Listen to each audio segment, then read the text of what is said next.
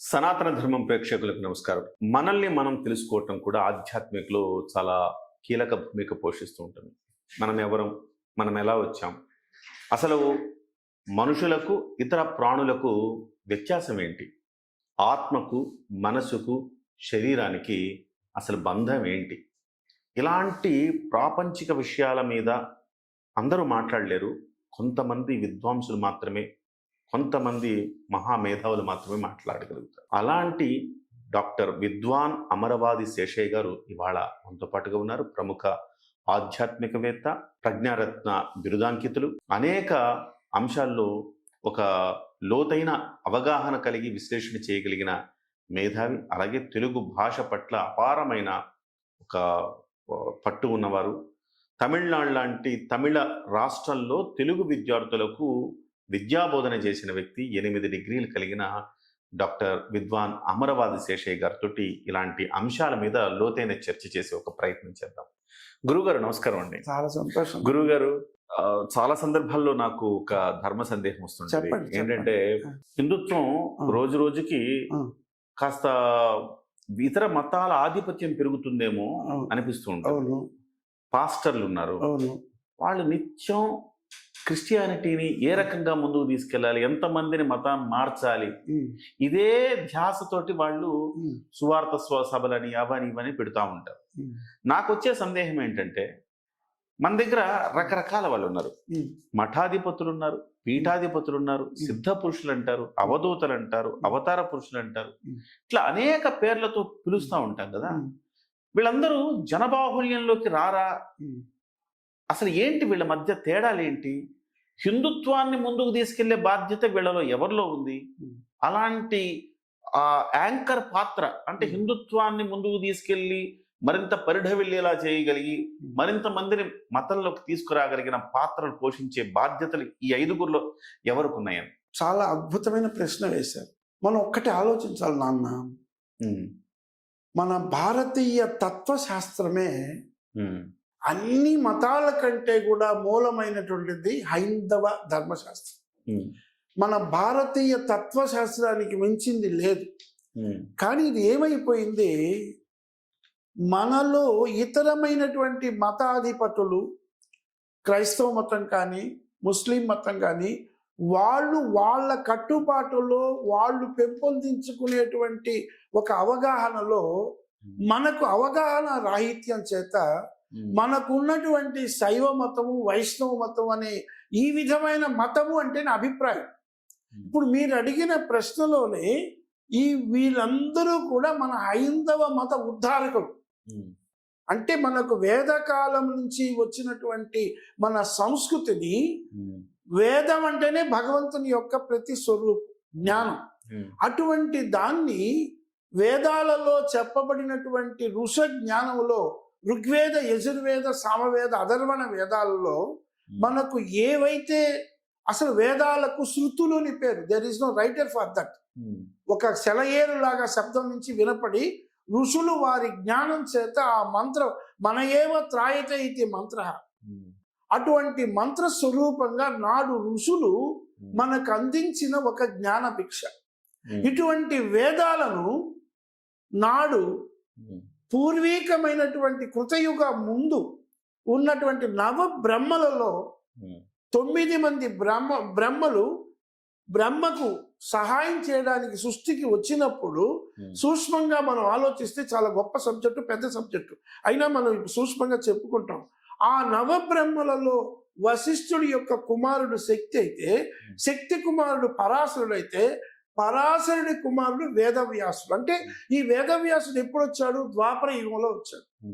అటువంటి ఆ వేదకాలం నుంచి, కృతయుగం నుంచి మొదలైనటువంటి త్రేతాయుగంలో వశిష్ఠుడు మనకైతే, తర్వాత ద్వాపర యుగంలో మనకు వచ్చిన వేదవ్యాసుడు వ్యాసాయ విష్ణు రూపాయ వ్యాస రూపాయ విష్ణువే, సాక్షాత్తు మహావిష్ణు స్వరూపుడైనటువంటి వేదవ్యాసుడు వేదములను విభజించినవాడు. వేదాలకు ఎవరు కర్త లేరు. అటువంటి వేదాలను విభజించి తన శిష్యులైన 4గురికి, వైశంపాయనుడు, పైలుడు ఋగ్వేదం, వైశంపాయనుడు యజుర్వేదం, సుమంత్రుడు, జైమిని ఈ నలుగురి చేత ఆ వేదంలో ఉన్న విషయాలను 10 మందికి తెలియజేసే విధంగా చేశాడు.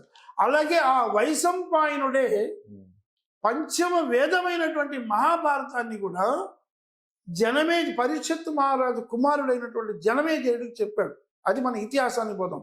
ఇప్పుడు మీరు అడిగిన ప్రశ్నలో మన హైందవ మతాల్లో ఉన్నటువంటి మౌలికమైన లక్షణాలను మన వాళ్ళు వదిలేసి స్వార్థ చింతన చేత శివుడు వేరు కాదు, విష్ణువు వేరు కాదు, శివాయ విష్ణు రూపాయ శివే అన్నట్లుగా అన్నిటికంటే అతీతమైన పూర్వీకమైన 11వ శతాబ్దములో మనకు నన్నయ్య ఏ విధంగా భారతాలు రచించాడో 788 నుంచి 820 వరకు జీవించిన ఆది శంకరాచార్యుడే అహం బ్రహ్మాస్మి, నేనే బ్రహ్మ అన్నట్టుగా మన ఆత్మలోనే పరమాత్మ అన్నట్టుగా అద్వైతము అనేటువంటి మతాన్ని హైందవ మతంలో స్థాపించాడు. నా ద్వైత యస్య సహ అద్వైత అంటే ద్వైతం అంటే రెండు కాదు ఒకటే, అంటే జీవుడు వేరు పరమాత్మ వేరు కాదు, రెండు ఒకటే అనే సిద్ధాంతాన్ని కాలడిలో వృషభాచలేశ్వరుడు ఆశీస్సుల చేత ఆర్యాంబ శివగురులకు జన్మించిన అతను మొట్టమొదట మన హైందవ మతాన్ని స్థాపించిన పీఠాధిపతి. మీరు అడిగిన ప్రశ్నలో పీఠాధిపతులు, మఠాధిపతులు, సిద్ధ పురుషులు అని అడిగారు, సన్యాసులు, ఋషులు అవన్నీ. కాబట్టి మొట్టమొదట మన హైందవ మతము అంటే నా అభిప్రాయం ఇదంతా కూడా భక్తికి సంబంధించిన రిలీజియస్ మెథడాలజీ. ఇప్పుడు పీఠాలు ఎన్ని ఉన్నాయి గురుగారు? పీఠాలు అనేకాలు ఉన్నాయి. శక్తి పీఠాలు అంటే దైవికంగా మొట్టలు ఆ పీఠాలు వేరు, అష్టాదశ శక్తి పీఠాలు. కానీ పీఠాధిపతులు అంటే ఇప్పుడు పీఠాధిపతి శంకరాచార్య స్వామి, ఒక ఆయన సరస్వతి ఉపాసకులు ఎవరో ఒక ఆయన ఉన్నారు. అంటే ఇక్కడ ఏంటంటే పీఠము అంటే ఒక సంస్థకి తాను అధినాథుడిగా చెప్పుకున్న విషయాలు. సో ఇప్పుడు ఈ సిద్ధ పురుషులు మఠాధిపతులు వీళ్ళు. శంకర మఠం ఉంది, ఈ శంకర మఠానికి మత అధిపతిగా 3 వచ్చాయి. అంటే మనకు ద్వైతము, అద్వైతము, విశిష్టాద్వైతం అని 3 మతాలు వచ్చినాయి. అంటే మొట్టమొదట మన హిందూ మతములోనే 3 గంగా, యమున, సరస్వతి లాగా 3 ప్రయాగలాగా ఈ 3 కూడా మన హైందవ దత్తాన్ని మనం. కానీ మూల రూపము, మూలమైన మౌలిక లక్షణం మన హైందవ మతమే. అంటే మనం వేదకాలం నుంచి వచ్చినటువంటి భారతీయ తత్వశాస్త్రంలో మతము అంటే అభిప్రాయంగా చెప్పబడినటువంటిది ఆదిశంకరుడు. తర్వాత విశిష్టాద్వైతం 11వ శతాబ్దంలో రామానుజులు. తర్వాత వచ్చినటువంటిది ద్వైత మతం అంటే మధ్వాచార్యులు, ఉడిపిలో వచ్చింది. అంటే ఇవన్నీ కూడా మన దైవికమైన శివయుగ. అద్వైతం అయితే శైవం, విశిష్టాద్వైతం అయితే వైష్ణవం, ద్వైత మతం అనేది కూడా మన కృష్ణ పరమాత్మ సంబంధంగా వచ్చింది, రాఘవేంద్ర స్వామి. ఇప్పుడు మీరు అడిగిన ప్రశ్నలో శివుడు, కేశవుడు వేరు కాదు. కానీ ఈ మధ్య కాలంలో మనకు బాధాకరమైన విషయం, చిన్నజయ్యర్ స్వామి వచ్చి ఆది శంకరాచార్యను తప్పు పట్టడం, ఆయన పెట్టిన ఈ పీఠాలు 4 కాదన్నాడు. మీరు అడిగారు పీఠం అని. అంటే తూర్పు దిశలో పూరి, పశ్చిమ దిశలో ద్వారక, దక్షిణ దిశలో శృంగేరి, ఉత్తరములో జోషిమఠ్, ఈ పీఠాలు నెలకొల్పినవాడు ఆది శంకరాచార్యుడు. వారేమంటారు? విద్యారణ్య స్వామి అంటారు. చాలా తప్పది. అంటే ఇప్పుడు మన ఇంట్లో మనం కొట్టుకుంటేనే 3వ వాడికి చులకలు అన్నట్టుగా మన హైందవ మతంలో ఉన్న మనమే ఒక కుటుంబం లేకుండా మన మతాన్నే మనం వేరు చేసుకుంటాం. అంటే ఈ చిన్నజయ్యల స్వామి చెప్పడం చాలా తప్పైన విషయం. గురుగారు, ఇంకొంచెం మన జంజీ యూత్ ఉన్నారు కాబట్టి వాళ్ళకి అర్థమయ్యే రీతిలో ఇంకొంచెం సింప్లిఫై చేసి మాట్లాడుకుందాం. తప్పకుండా. ఇప్పుడు అవతార పురుషులు అంటే ఎవరు చెప్పండి. తప్పకుండా. అంటే కొంచెం మనకి ఎవరు అవతార పురుషులు, పలానా వ్యక్తి అవతార పురుషుడు, పలానా వ్యక్తి అవతార పురుషుడు, అట్లా నాకు కొంచెం సింప్లిఫై చేసి. ఇప్పుడు మనకు చెప్పబడినటువంటి పురాణ యుగంలో మహావిష్ణువు స్థితికారకుడు, బ్రహ్మ సృష్టికారకుడు, ఈశ్వరుడు లయకారకుడు. ఈ ముగ్గురికి మూలమున్న మూల శక్తి స్వరూపం ఆదిశక్తి. అక్కడి నుంచే శబ్దశక్తి సృష్టికి ప్రారంభం. అంటే అమ్మ అందరికీ అమ్మ, మనకు అన్నిటికీ ప్రధానమైంది అమ్మ ప్రధానం. ఆ బ్రహ్మ విష్ణు మహేశ్వరులు సరస్వతి లక్ష్మి ప్రతిస్వరూపంగా పార్వతి శక్తి స్వరూపులయ్యి వారు ఒక్కొక్క క్యాడర్ని ఒకటి తీసుకున్నారు. ఇప్పుడు మీరు అడిగే ప్రశ్నలో దశ అవతారాలని ఈ 4 యుగాల్లో భగవంతుడు అవతరిస్తాడు. అవతారము అంటే పైనుంచి కిందికి దిగుట, మానవ రూపంలో అంతే. ఇప్పుడు అవతరించుట అంటే కిందికి దిగుట. ఓకే. ధ్వజారోహణము, ధ్వజ అవరోహణం అంటాం. ఓకే. అంటే యజ్ఞం దేవతలు బ్రహ్మోత్సవం చేసినప్పుడు ధ్వజమును ఆరోహణం, ఎక్కడ అవరోహణం అంటే దించడు. ఆ విధంగా మహావిష్ణువు దశ అవతారాలు పొందాడు. ఎందుకు? కృష్ణ పరమాత్మ మనకు చెప్పిన సింపుల్ పైగా పవిత్రాణాయ సాధూనాం వినాశాయ చ దుష్కృత ధర్మ సంస్థాపనార్థాయ సంభవాని యుగే.